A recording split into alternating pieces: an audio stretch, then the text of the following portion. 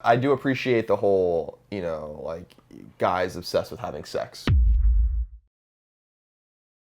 What's up, everybody? Welcome to A Conversation with Colin. I'm Greg, and this is my roommate, Colin. Now, sometimes Colin says crazy stuff. So every Tuesday and Thursday, I reach into my random topic pile, pull one out, toss it at him, and we talk it out for your amusement. If you like that, like the video, subscribe to us on YouTube, share us with your friends. Colin, are you ready? Yes. Today's topic of conversation is American Pie, the greatest quadrilogy in the film history. Quadrilogy?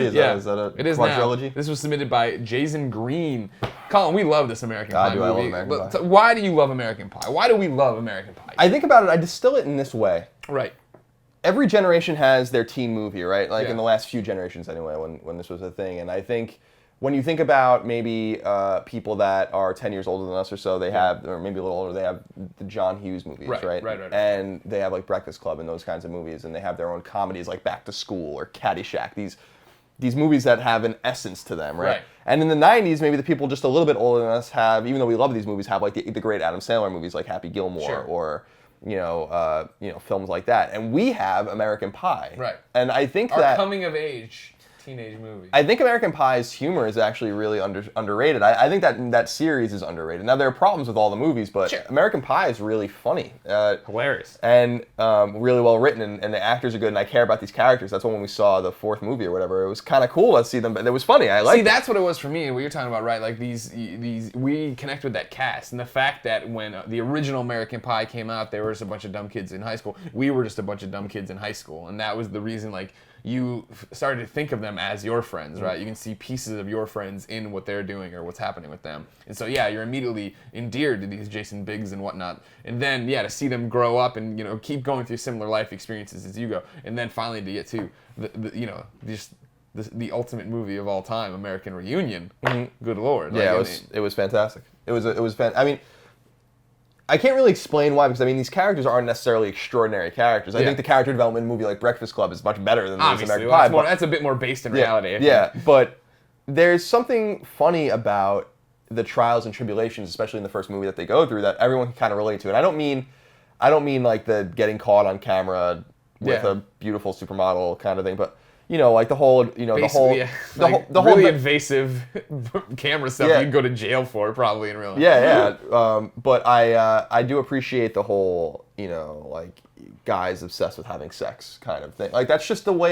kind of the way it is when you're in high school. I appreciate that too. Like that's real. I mean, that's 100% real. We talk about Breakfast Club really being grounded in reality. Well, that's kind of grounded in reality too. These four friends that are, 5, I guess, with Stifler, right? That are obsessed with women, like girls. I mean, that's the way you are when you're 16, 17 years old, and the house parties they go to and all these things, and like how they talk to each other and they kind of support each other, and it's kind of cool, and there's something endearing about it. Right.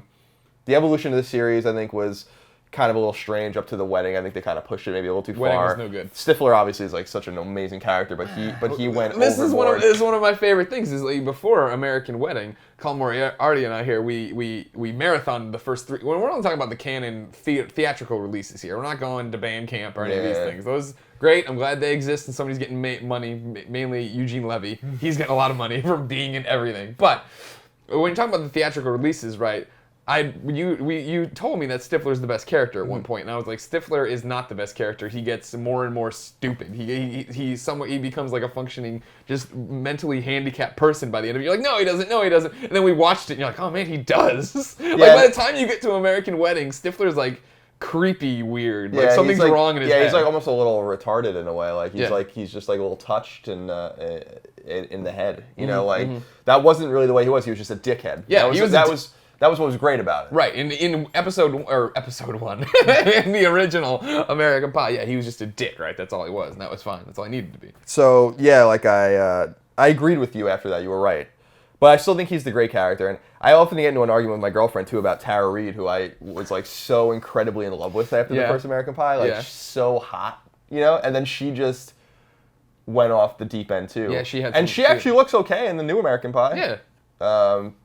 But like, man, she went off the deep end. Time wasn't well to her. No, well, she did it to herself. Yeah, of course. She was like really, really hot, and American Pie 1. In American Pie 1. And, she was a normal Big person. Lebowski. Everyone in American Pie 1 is a normal person. That's the thing about it. They were all like no-name actors who just like were in Wisconsin or around there and got cast in this thing. Yeah. Apparently they couldn't afford a makeup person because everyone was oily and shiny the entire movie, which again was kind of endearing. Yeah. It's like, oh, whatever, it's fun.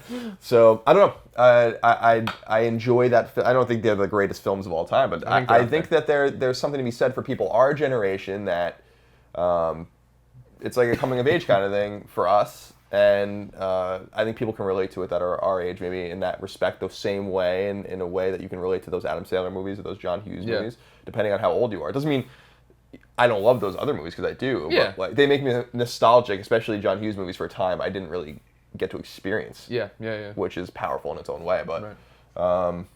Yeah, I don't know. I think the American Pie movies are awesome. I was pleasantly surprised by how good American Reunion was, and I hope they let it. I'm sure they will let it go now. But you think so? Yeah. I don't know, man. I don't know. I don't know if I trust them to let it go. But that scene with his neighbor in the new movie. What, the naked girl? Yeah, when they're just running around. That was like making me hysterical laugh in the theater. Like, it was so funny. I was like, this is funny. It's authentically funny stuff. So it's cool to see those characters. I like those characters. I like his characters a lot too. I bet we get an Oz spinoff soon. An Oz spinoff? Yeah, an Oz spinoff. I'm glad that they got him back. He thought he was hot shit for a minute. Yeah, I know. Come on, Chris. Which one is he? Chris Klein. I want to say Pine, but that's not. Chris Klein. Yeah. Thought he was hot shit. He wasn't gonna be an American Wedding. You remember when he was dating Katie Holmes too for a while? Was he? Yeah, he was dating Katie Holmes. Yeah. Why? And that was kind of insulting to people who wouldn't come back for American Wedding. Come on. What are you doing? Yeah, this movie franchise made you. Make time for it. That shit happens all the time. I'm trying to think of another example of... scheduling problems?